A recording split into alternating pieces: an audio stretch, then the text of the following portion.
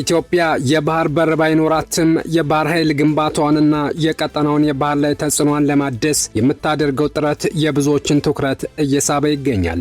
ባህር ኃይሉ ጣና ሐይቅ ላይ ልምምዶችን የሚያደርግ ሲሆን የጦር መሳሪያዎችንና ፈጣን ጀልባዎችን ጭምር ታጥቆ ይገኛል። ይህ የባህር ኃይል ወደ ቀይ ባህር ለመግባት ዝግጅት አድርጓል።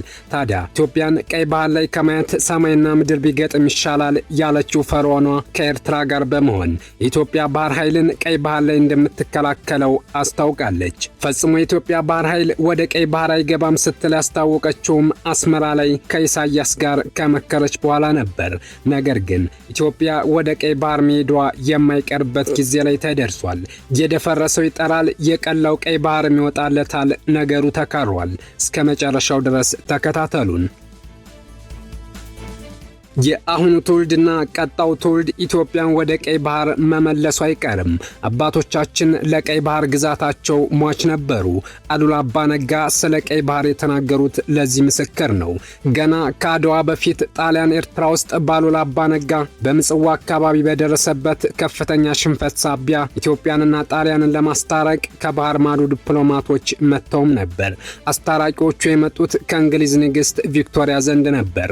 በአስመራ ገናኙ ጊዜም ሰዓጢንና አካባቢዋን ለጣሊያን አሳልፈው እንዲሰጡና ሰላም እንዲወርድ የእንግሊዟ ንግሥት ቪክቶሪያ በመልእክተኛቸው በሎርድ ፖርታል በኩል አሉላ አባ ነጋን ጠየቋቸው።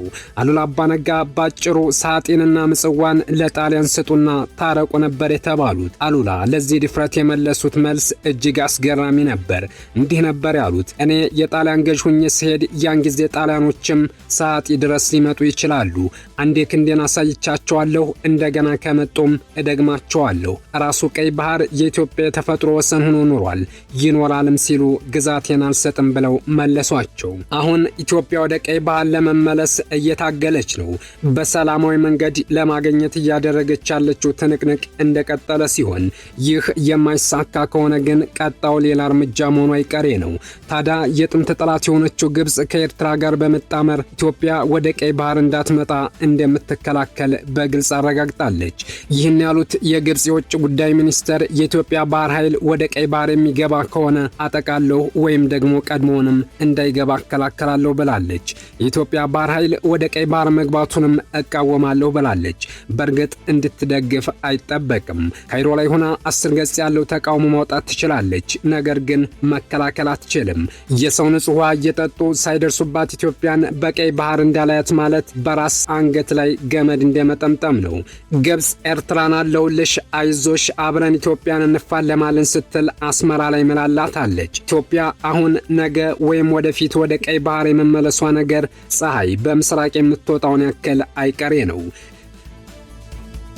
ቀይ ባህር አሁን ከኢትዮጵያ ያለው ርቀት 60 ኪሎ ሜትር ግፋ ቢል ከአክሱም ከተማ ጀምሮ ሲለካ ያለው ርቀት ከ135 ኪሎ ሜትር በታች እንደሆነ መረጃዎች ይጠቁማሉ። ነገር ግን ይህን ያለ ቀይ ባህር የቀረበችው ኢትዮጵያ የውሃ መተንፈሻ በራታ የባህር ጠረፏን ተነጥቃ እየኖረች ነው። ግን ወደፊት ሊቀጥል አይችልም። ዛሬ እነ ግብጽ የኢትዮጵያ ባህር ኃይልን እንዳናይ ቢሉም እነርሱ ግን በኢትዮጵያ ህልውናቸውን የመሰረቱ መሆናቸውን ይዘነጉታል። ግብጽ እንደዛተችው ኢትዮጵያ ከቀይ ባህር ለመከላከል የምትሞክር ከሆነ ሌላ ሸምቀቆ ይጠብቃታል። ኢትዮጵያ የባህር ጠረፋታ ባይተዋር ሆና ያላትን ሀብት ለወደብ ኪራይ ስትገፈገፍ አትኖርም። ኢትዮጵያን በዘር እያባሉ እነርሱ ባህሩን ገዝተው አይቀጠሉም። ኢትዮጵያ በ60 ኪሎ ሜትር ርቀት ላይ ታጥራ ኤርትራ፣ ጅቡቲ፣ ሱዳን፣ ግብጽ፣ ሳውድ እና የመን በዳርቻዎቻቸው ይምነሸነሻሉ። እንዳሻቸው በባህሩ ላይ ያለ ከልካይ ይሳፈራሉ። የሚሸጡትን ጭነው ይልካሉ፣ የሚገዙትን አሳፍረው በባህር በራቸው ወደ ሀገራቸው ያስገባሉ። ይህ እስከ መቼ ይቀጥላል? ኢትዮጵያ እርስቷን እንጂ የሌሎችን ድርሻ አልጠየቀችም። የኢትዮጵያው ንጉሠ ነገሥት ተብለው ከሚጠቀሱት መካከል በቀዳሚዎቹ ተርታ የሚመደቡት አጼ ካሌብ የዳበረ የባህር ኃይል ነበራቸው። ቀይ ባህርን ተሻግረው የመንና ደቡብ አረቢያን ይቆጣጠሩ ነበር። ባህሩን ተሻግረው ባህር ነበራቸው።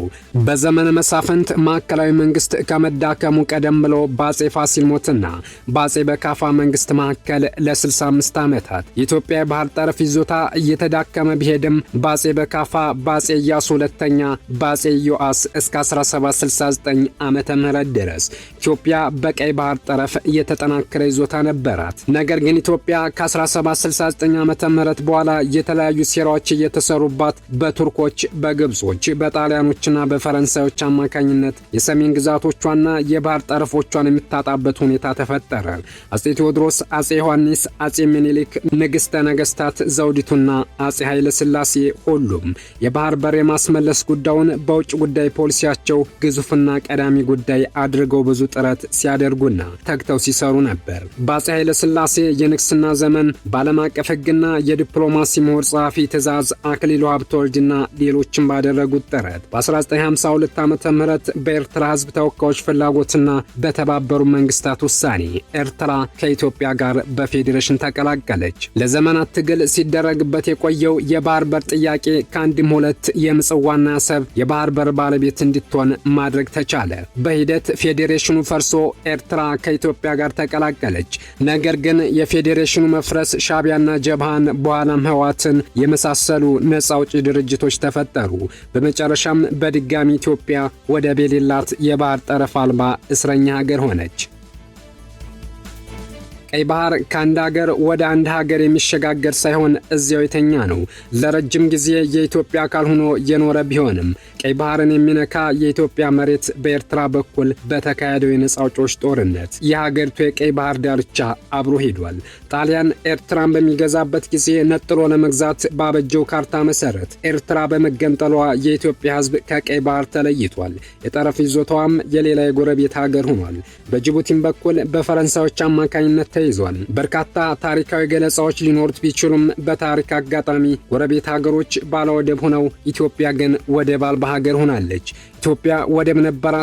ነገር ግን በየመሃሉ በቀይ ገዢዎችና በመጨረሻም ነፃ አውጪ ነን በሚሉ የባህር በርን ከኢትዮጵያ የሚገነጥሉ ኃይሎች በመኖራቸው የባህር ዳርቻ ኢትዮጵያ እንዳይኖራት መሆኑ በጣም ያሳዝናል፣ ያበሳጫልም። አማጽያኑ የያዙትን ቦታ ነፃ ሲያወጡና ሲገነጠሉ የተገንጣዮችን ሐሳብ ፍላጎት ከማሟላት አንጻር ለኢትዮጵያ የሚገባውን ድርድር በማድረግ እናንተ አዲስ ሀገር መሰረታለን ካላችሁ እና በኃይል እዚህ ከደረሳችሁ ለኢትዮጵያ ተገቢ የሆነ የባህር በር ያስፈልጋል፣ መውጫችን አይዘጋብንም የሚል ድርድር አላደረጉም።